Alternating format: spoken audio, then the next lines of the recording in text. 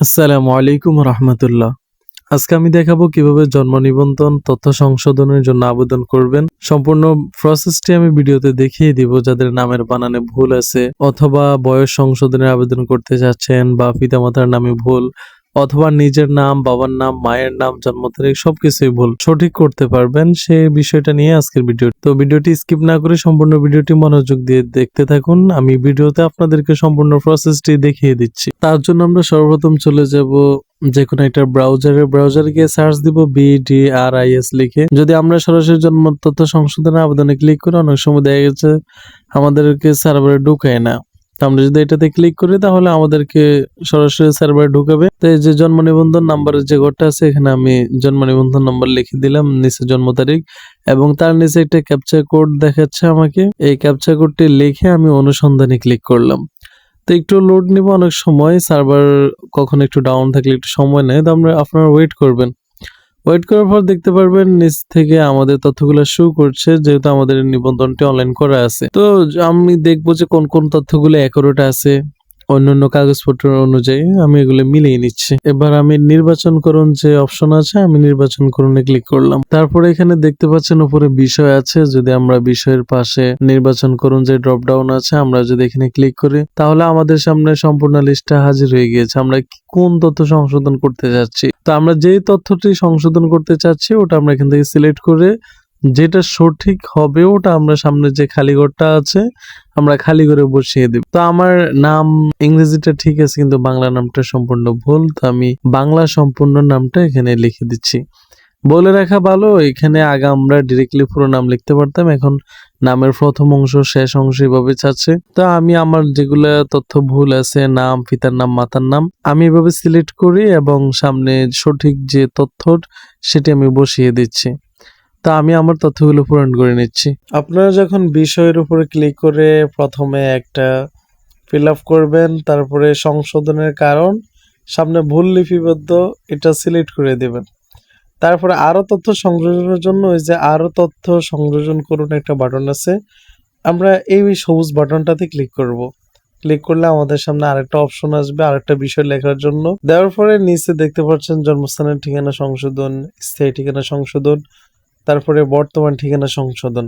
তো এখানে যে চেকবক্স আসছে এটা সবসময় আসে না, যখন সার্ভার একটু ডাউন থাকে বা সার্ভার একটু প্রবলেম দেয় তখন কিন্তু চেকবক্সটা আসে। তো এটা আসলে কোনো সমস্যা নাই, আমরা আসলে চেকবক্সে জাস্ট ক্লিক করে দেব। ক্লিক করলে দেখতে পারবেন আমাদের সামনে অন্যান্য তথ্যগুলো শো হচ্ছে। তারপর এখান থেকে আমরা যেই রেজিস্টার অফিসের ঠিকানায় আমাদের নিবন্ধনটি অনলাইন করা আছে, আমরা জন্মস্থানের ঠিকানাটি সেই রেজিস্টার অফিসের ঠিকানা দিয়ে দিব।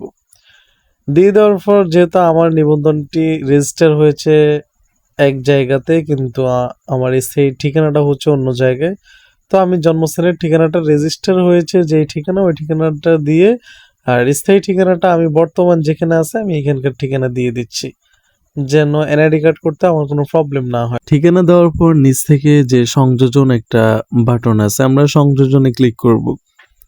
সংযোজনে ক্লিক করার পর আমাদের সংশোধন অনুযায়ী ডকুমেন্টস আমাদেরকে প্রোভাইড করতে হবে, অর্থাৎ এড করতে হবে। তার কারণ হচ্ছে আমি যদি নিজ নাম সংশোধন করি তাহলে এই ক্ষেত্রে একটা প্রত্যয়ন দিয়ে দিলে হবে। যেমন ধরেন আমার নাম হচ্ছে রনি, শুধু রনি, তো আমি চাইতেছি এটা 2 নাম করব, যে মোহাম্মদ রনি।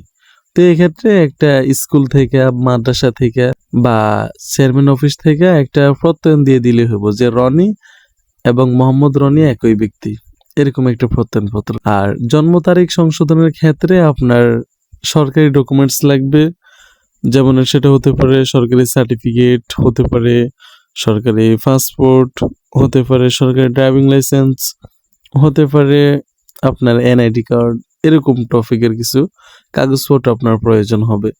তো যদি এরকম কোনো কাগজপত্র থাকে তাহলে আপনি বয়স সংশোধন করতে পারবেন, কোনো প্রবলেম হবে না, 100% কাজ হবে। আর পিতামাতার নাম সংশোধনের ক্ষেত্রে অবশ্যই হয় আপনার পিতামাতার এনআইডি কার্ডের মেইন কপি স্ক্যান করে দিবেন, অথবা আপনার যদি সার্টিফিকেট থাকে, স্কুল সার্টিফিকেট, পাসপোর্ট, তারপরে যদি আপনাদের কোনো কোশ্চেন থাকে, কোনো কিছু জানতে বা বুঝতে অসুবিধা হয়, আপনারা কমেন্ট করতে পারেন। ইনশাল্লাহ আপনারা জানেন আমি কমেন্টের মধ্যে সবগুলো কমেন্টের রিপ্লাই দিয়ে থাকি। যতগুলো কমেন্টই হোক না কেন কোনো সমস্যা নাই। আপনাদের যদি জানার কিছু থাকে আপনারা কমেন্ট করবেন। আমি কমেন্টের মধ্যে রিপ্লাই দেওয়ার চেষ্টা করব। যদি তাতে সম্ভব না হয় আমি প্রয়োজনে আরেকটা ভিডিও দিয়ে ভিডিওতে স্পষ্টভাবে বুঝিয়ে দেওয়ার চেষ্টা করব। তো আমরা সংযোজনের ফাইল অ্যাটাচ করার পরে অবশ্যই ডকুমেন্ট সাইজ 100 কেবির নিচে হতে হবে, নয়তোবা ডকুমেন্ট নিবে না। তো সেটা আপনারা ফটোশপ থেকে ইজিলি রেজুলেশনটা কমিয়ে নিতে পারবেন। সংযোজন শেষ হওয়ার পর আবেদনাধীন ব্যক্তির সহিত সম্পর্ক এখানে আমি নিজ সিলেক্ট করে দিলাম এবং নিচে যে ফোন নাম্বার আমি ব্যক্তির মোবাইল নাম্বারটি বসিয়ে দিলাম। দেন ওটিপি পাঠান এই অপশনটাতে ক্লিক করলাম। মোবাইল নাম্বার একটা ওটিপি চলে গিয়েছে। তো সেখান থেকে আপনারা আপনাদের ওটিপিটা এখানে বসিয়ে দিবেন ওটিপির ঘরে। দেন সাবমিটে ক্লিক করবেন। সাবমিটে ক্লিক করার পর দেখতেছেন আমাদের ফাইলটি সম্পূর্ণ সাবমিট হয়ে গিয়েছে, অর্থাৎ আমাদের আবেদনটি সফলভাবে সম্পন্ন হয়েছে। তো এখান থেকে যদি আমরা আবেদনপত্র প্রিন্টে ক্লিক করে দেখতে পাচ্ছেন আমাদের আবেদনপত্র প্রিন্ট হচ্ছে না। তো কিভাবে আবেদনপত্র প্রিন্ট করবেন এ নিয়ে অলরেডি একটি ভিডিও আমাদের এই চ্যানেলে দেওয়া আছে। সকলে ভালো থাকুন, সুস্থ থাকুন। আল্লাহ হাফেজ।